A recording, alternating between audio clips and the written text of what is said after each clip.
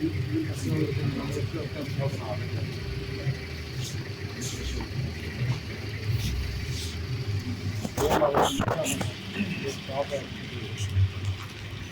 आप हाँ मैडम आए आए मैं आप ही बैठा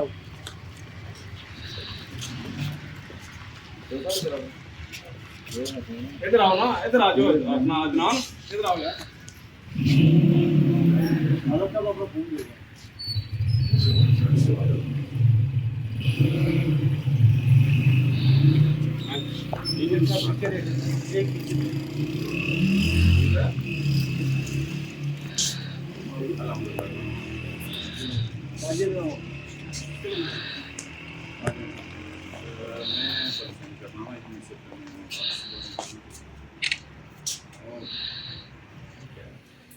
ये अभी शायर है लाहौर से लाहौर ये पंजाबी साहब आपको तारुफ ना करवा देते हो ना, पता नहीं पता नहीं बिल्कुल आपको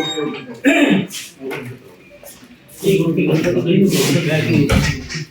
सर यूसुफ पंजाबी साहब इस वक्त पंजाब का जितना भी लिटरेचर है, पंजाबी जबान का जितना भी इस वक्त काम हो रहा है, उसके अंदर अगर यूसुफ पंजाबी साहब को निकाल दिया जाए तो मैं कहता हूँ कि हमारा इस वक्त का पंजाब का लिटरेचर जो है वो खत्म हो जाता है। पंजाब को प्रमोट करने के लिए, पंजाब की ज़बान को और पंजाब के कल्चर को दुनिया तक पहुंचाने के लिए यूसुफ पंजाबी साहब ने एक नेटवर्क का भी आगाज़ किया हुआ है, पंजाबी नेटवर्क के नाम से, जिसके अंदर पूरी दुनिया के पंजाबी, चाहे वो आर के हैं या पार के हैं, वो उसके अंदर एकजुट हुए हुए हैं। पंजाबी अदबी बैठक के बानी मेंबरान में से हैं, जो कि Punjab institute of language and arts के अंदर है। इनकी जितनी भी काविशें हैं वो सिर्फ और सिर्फ ये बोलते पंजाबी हैं और लिखते पंजाबी हैं, उर्दू में गुफ्तगू नहीं करते। अच्छा तो और पंजाबी अच्छी गल होनी चाहिए।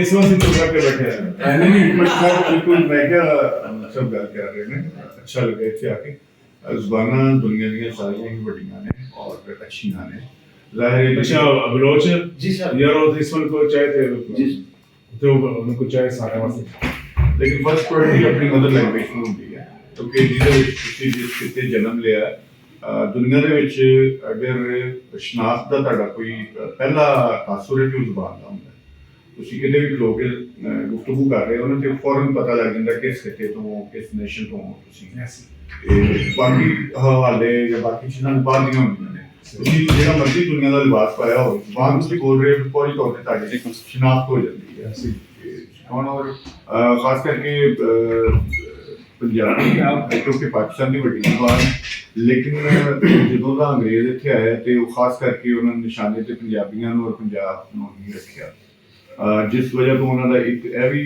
है टारगेट कि इन्हों लैक डाउन किस तरह किया जाए डिग्रेड किमें किया जाए क्योंकि सब तो ज़्यादा रेजिस्टेंस जी पंजाब तो है मुजाहमत जी पंजाब तो इसे करके सब तो अखीर में पंजाब के अंग्रेज काफी होया पूरे बरसगीर तो उन्होंने पहला नोटिफिकेशन यही थी कि पंजाबी को खत्म किया गया इतने लिटरेसी रेट 90+ थी पंजाब का और उन्होंने आके खत्म किया गया और उसकी जगह पर एक ऐसी जुबान को लागू किया गया जी इस खिते की नहीं सी सो उन्होंने पॉलिसियां पर हर बंदे जो रूलर होंगे उसकी पॉलिसी होंगी है कि किस तरह रूल करना है बड़ा जी इतने आगे सुन बहुत ही अच्छा लगा तमाम दोस्तों मिल के थैंक यू और इतने जो अदबी फोरम मलिक साहब और हमारी टीम की काविशां नाल बने हैं मैं समझना कि सानू लिटरेचर नाल जुड़ना बहुत जरूरी होंदा है शनाख्त वास्ते अपनी शनाख्त वास्ते और एक तुहाडे कोल उदों तक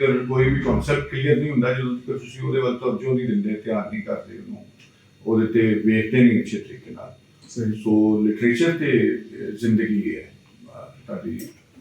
किसी भी शोबे दे विच होवे गो के असीं दरसी तालीम हासिल करके बहुत सारे सरकारी काम करने उन्हां दे विच आने लेकिन एक लिटरेचर वो होंदा है कि जिहड़ा तुहानूं असल जिंदगी दे नाल जोड़दा है सो एक अच्छी इत्थे फिजा बनी है।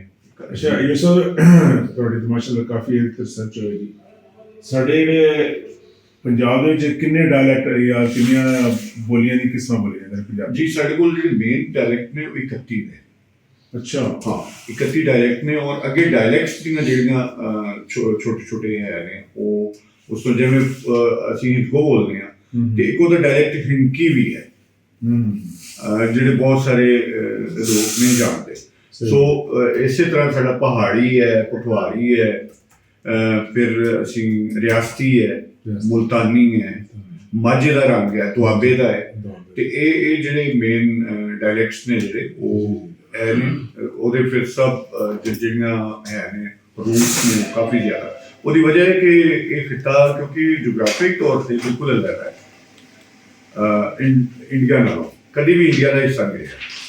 ਨਹੀਂ ਮਤਲਬ ਜਿਹੜੀ ਸਾਡੇ ਇੰਡੀਆ 'ਚ ਪੰਜਾਬੀ ਬੋਲੀ ਜਾਂਦੀ ਹੈ ਤੇ ਸਾਡੀ ਇਹਨਾਂ 'ਚ ਜਿਹੜੀ ਸਿਮਿਲੈਰਿਟੀਜ਼ ਔਰ ਡਿਫਰੈਂਸਿਸ ਕੀ ਨੇ ਤੁਹਾਡੇ ਸਰਚ ਕਰਦਾ ਜੀ ਅਸਲ ਵਿੱਚ ਤੇ ਇੱਕੋ ਲੈਂਗੁਏਜ ਇੱਕੋ ਹੀ ਹੈ। ਹਰ ਜ਼ੁਬਾਨ ਤੇ ਨਾ ਮਜ਼ਹਬ ਦਾ ਅਸਰ ਹੁੰਦਾ ਹੈ। ਜਿਸ ਕਿਤੇ 'ਚ ਜਾਂ ਜਿਸ ਮਜ਼ਹਬ ਦੇ ਤੁਸੀਂ ਮੰਨਣ ਵਾਲੇ ਹੋ ਉਹਦਾ ਤੁਹਾਡੀ ਜ਼ੁਬਾਨ ਤੇ ਬਹੁਤ ਗਹਿਰਾ ਅਸਰ ਹੁੰਦਾ ਹੈ। ਕਿਉਂਕਿ ਪੰਜਾਬੀ ਅਸਲ ਵਿੱਚ ਅਗਰ ਅਸੀਂ ਧਾਰਮਿਕ ਤੌਰ ਤੇ ਮਜ਼ਹਬੀ ਤੌਰ ਤੇ ਲਈਏ ਤਾਂ ਮੁਸਲਮਾਨਾਂ ਦੀ ਜ਼ੁਬਾਨ ਹੈ। ਉਹਦੀ ਵਜ੍ਹਾ ਹੈ ਕਿ ਪੰਜਾਬੀ ਬੋਲਣ ਵਾਲੇ ਪੂਰੀ ਦੁਨੀਆ ਦੇ ਵਿੱਚ 65% ਪਲੱਸ ਮੁਸਲਿਮ ਨੇ ਜੀ। ਬਾਕੀ ਜਿੰਨੇ ਵੀ ਮਜ਼ਾਹਿਬ ਨੇ ਉਹ 35% ਨੇ। ਸੋ ਉਧਰ ਦਾ ਇੱਧਰ ਦਾ ਜ਼ੁਬਾਨ ਜਿਹੜਾ ਤੁਸੀਂ ਮੇਨ ਪੁਆਇੰਟ ਪੁੱਛਿਆ ਐਡਵਾਂਸ ਉਹ ਇਹ ਵੇ ਕਿ ਸਾਡੀ ਪੰਜਾਬੀ ਵਿੱਚ ਫਾਰਸੀ ਔਰ ਅਰਬੀ ਦੇ ਬਹੁਤ ਸਾਰੇ ਲਫ਼ਜ਼ ਨੇ ਕਿਉਂਕਿ ਅਸੀਂ ਫੋਲੋ ਇਸਲਾਮ ਨੂੰ ਕਰਨੇ ਆ ਤੇ ਸਾਡੇ ਜ਼ਿਆਦਾ ਲਿਟਰੇਚਰ ਜਿਹੜਾ ਉਹ ਅਰਬੀ ਔਰ ਫਾਰਸੀ ਵਿੱਚ ਹੈ। ਔਰ ਉਹ ਹਿੰਦੂ ਹੋਣ ਤੇ ਉਹ ਜ਼ਾਹਿਰ ਹੈ ਜਿਸ ਧਰਮ ਨੂੰ ਫਾਲੋ ਕਰਦੇ ਉਹਦੇ ਚ ਸੰਸਕ੍ਰਿਤ ਪ੍ਰਾਕ੍ਰਿਤ ਦੇ ਲਫ਼ਜ਼ ਬਹੁਤ ਜ਼ਿਆਦਾ ਨੇ। ਫਰਕ ਇੰਨਾ ਹੀ ਹੈ ਜਿੰਨਾ ਉਰਦੂ ਤੇ ਹਿੰਦੀ ਚ ਹੈ, ਲੇਕਿਨ ਹਿੰਦੀ ਫਿਰ ਹਿੰਦੀ ਹੈ। ਲੇਕਿਨ ਪੰਜਾਬੀ ਰਹਿੰਦੀ ਹੈ ਉਹ ਹਿੰਦੀ ਵਾਂਗੂ ਉਰਦੂ ਨਹੀਂ ਬਣਦੀ। ਸਹੀ ਦੁਨੀਆ ਦਾ ਇਹ ਪਹਿਲਾ ਜੰਤਰ ਮੰਤਰ ਹੈ ਕਿ ਤੁਸੀਂ ਸਕ੍ਰਿਪਟ ਚੇਂਜ ਕਰ ਦਿਓ ਤੇ ਜ਼ੁਬਾਨ ਦਾ ਨਾਮ ਬਦਲ ਜਾਂਦਾ ਹੈ। ਸਹੀ ਵਾਗੇ ਦੇ ਇਸ ਪਾਸੇ ਖਲੋ ਕੇ ਪੁੱਛੇ ਤੁਸੀਂ ਪੁੱਛਦੇ ਹੋ ਆਪ ਕੈਸੇ ਹੈ, ਆਪਕਾ ਕੀ ਹਾਲ ਹੈ, ਆਪ ਕਹਾਂ ਸੇ ਹੈ, ਤੇ ਉਹ ਉਰਦੂ ਚ ਹੁੰਦਾ ਹੈ। ਜਦੋਂ ਵਾਗੇ ਤੋਂ ਲੀਕ ਤੋਂ ਪਰਲੇ ਪਾਸੇ ਜਾ ਕੇ ਇਹੀ ਅਸੀਂ ਜੁਮਲੇ ਬੋਲਦੇ ਹਾਂ ਤੇ ਉਹ ਹਿੰਦੀ ਚ ਹੁੰਦੇ ਨੇ। ਯਾਨੀ ਇਹ ਅੰਗਰੇਜ਼ ਦਾ ਸਾਰਾ ਮਾਮਲਾ ਸੀ ਫੋਰਟ ਵਿਲੀਅਮ ਕਾਲਜ ਦੇ ਵਿੱਚ, ਜਦੋਂ ਕਿ ਉਹਨੇ ਇਹ ਕਿਹਾ ਸੀ ਕਿ ਉਰਦੂ ਮੁਸਲਮਾਨों की ਜ਼ੁਬਾਨ ਹੈ, ਜਦੋਂ ਕਿ ਮੁਸਲਮਾਨਾਂ ਦੀ ਤੇ ਅਰਬੀ ਵੀ ਨਹੀਂ ਹੈਗੀ। ਜ਼ੁਬਾਨ ਖਿੱਤੇ ਦੀ ਹੁੰਦੀ ਹੈ, ਕਿਸੇ ਮਜ਼ਹਬ ਦੀ ਨਹੀਂ ਹੁੰਦੀ। ਜ਼ੁਬਾਨ ਦਾ ਤਾਲੁਕ ਖਿੱਤੇ ਨਾਲ ਹੁੰਦਾ ਹੈ, ਕੌਮ ਨਾਲ ਹੁੰਦਾ ਹੈ। ਮਜ਼ਹਬ ਨਾਲ ਕਦੀ ਵੀ ਕਿਸੇ ਜ਼ੁਬਾਨ ਦਾ ਤਾਲੁਕ ਨਹੀਂ ਰਿਹਾ। ਤਾਂ ਫਰਕ ਇੰਨਾ ਹੀ ਹੈ ਕਿ ਉਹਦੇ ਵਿੱਚ ਉਹਨਾਂ ਦੇ ਜ਼ਿਆਦਾ ਲਫ਼ਜ਼ ਨੇ ਸੰਸਕ੍ਰਿਤ ਤੇ ਪ੍ਰਾਕ੍ਰਿਤ ਦੇ ਇਸਤੇਮਾਲ ਕਰਦੇ ਨੇ, ਅਸੀਂ ਅਰਬੀ ਫਾਰਸੀ ਤੇ ਕਰਦੇ ਹਾਂ। ਜ਼ੁਬਾਨ ਇੱਕੋ ਹੀ ਹੈ। ਔਰ ਤੁਸੀਂ ਲੇਟੈਸਟ ਜਿਹੜੀ ਮੂਵੀ ਵੇਖ ਰਹੇ ਹੋ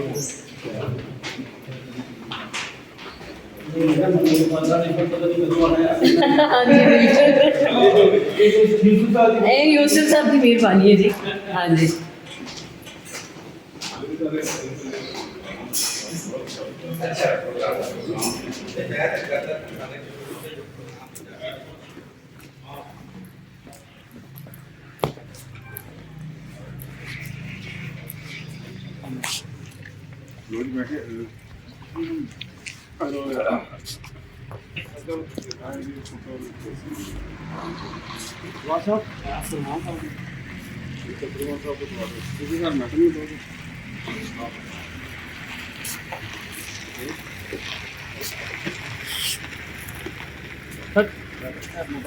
मोबाइल लो ना साहब।